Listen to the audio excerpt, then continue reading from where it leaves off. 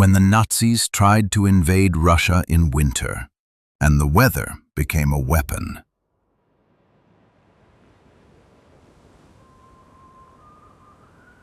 Summer of 1941, Adolf Hitler made the greatest mistake of his life. He turned east, toward a land vast beyond imagination, a land whose winters had already destroyed armies long before his time. He called it Operation Barbarossa, the invasion of the Soviet Union, and he believed it would last only a few months. But what he didn't know was that before the year was over, his proud German army would face an enemy no general could defeat, the Russian winter itself. The confident beginning, the Russian winter would start in June 22, 1941. 3 million German soldiers crossed the Soviet border, the largest invasion in human history. Panzers thunder across the plains, Messerschmitts dive through the morning sky, and behind them, Hitler watches maps turn red with victory. Every day new cities fall: Minsk, Smolensk, Kiev. German radio calls it the unstoppable blitzkrieg. To the world it seems that nothing can stop them. But beneath the victories, small signs of trouble appear. The roads are dust, then mud. Supply lines stretch hundreds of miles. Engines overheat, tires burst, and fuel trucks cannot catch up.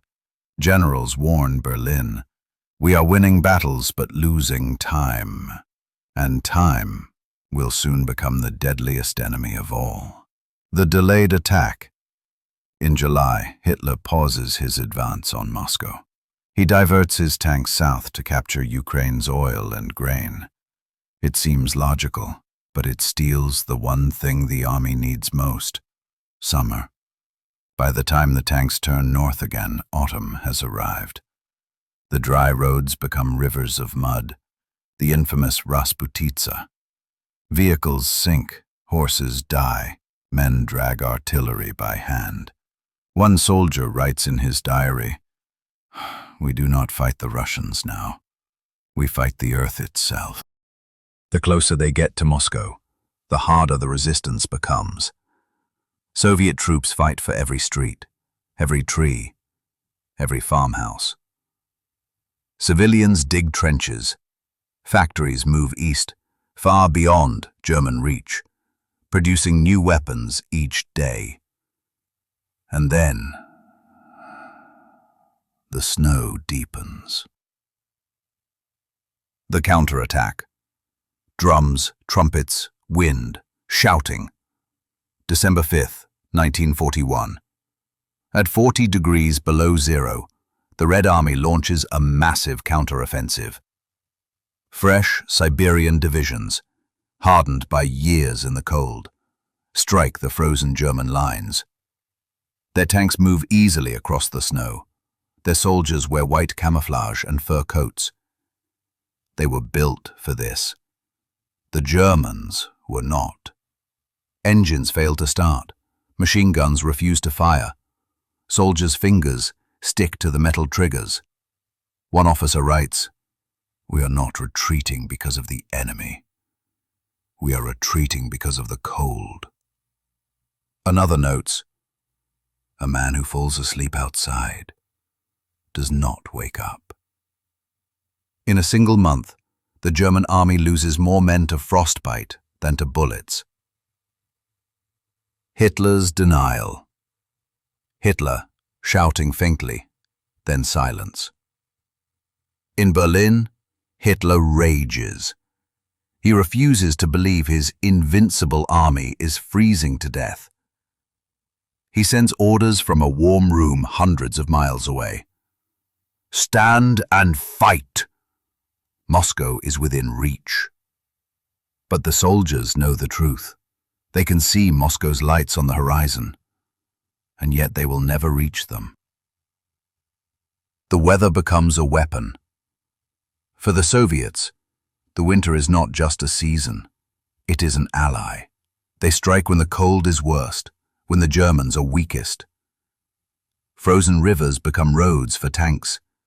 Snow covers trenches, hides movements. Even nature turns against the invaders. Wolves follow retreating columns, feeding on the dead. Frost cracks the steel of tank barrels. Fuel thickens into jelly. It is as if the land itself has risen to defend Russia. Retreat and realization. By January 1942, the once unstoppable German army has been pushed back hundreds of kilometers. Entire divisions vanish in the snow, their dreams of victory, frozen forever on the road to Moscow. Hitler blames his generals, but deep down, everyone knows what truly defeated them: hubris and the winter. Voices from the cold, letters recovered from the front, tell the real story. Mother, it is so cold here that the stars themselves seem frozen. We cannot dig graves. The ground is iron. The Russians do not fear death. They fear only dishonor. These are not the words of conquerors. They are the confessions of men trapped between two wars, one against the enemy and one against nature itself. Aftermath. The failure of Operation Barbarossa changed the entire course of World War II. It ended Hitler's dream of a quick victory. It forced Germany into a war of exhaustion it could never win. The Eastern Front would now become a nightmare lasting 4 more years. A war of fire and ice, hunger and fear, until Berlin itself would burn. Reflection. Throughout history, armies have feared their enemies. But on the Russian front, the greatest enemy was invisible. It had no army, no general, no flag. Only silence, snow, and the cold breath of winter. It was this silent enemy that broke the German army. It was this winter that saved a nation. Epilogue. When the Nazis marched east, they believed they were unstoppable. That technology, discipline, and pride could conquer the world. But they forgot one simple truth. You cannot conquer the earth itself. In the end, the same roads that carried them forward became their graves. And the Russian winter, merciless, patient, eternal, became the greatest weapon of all.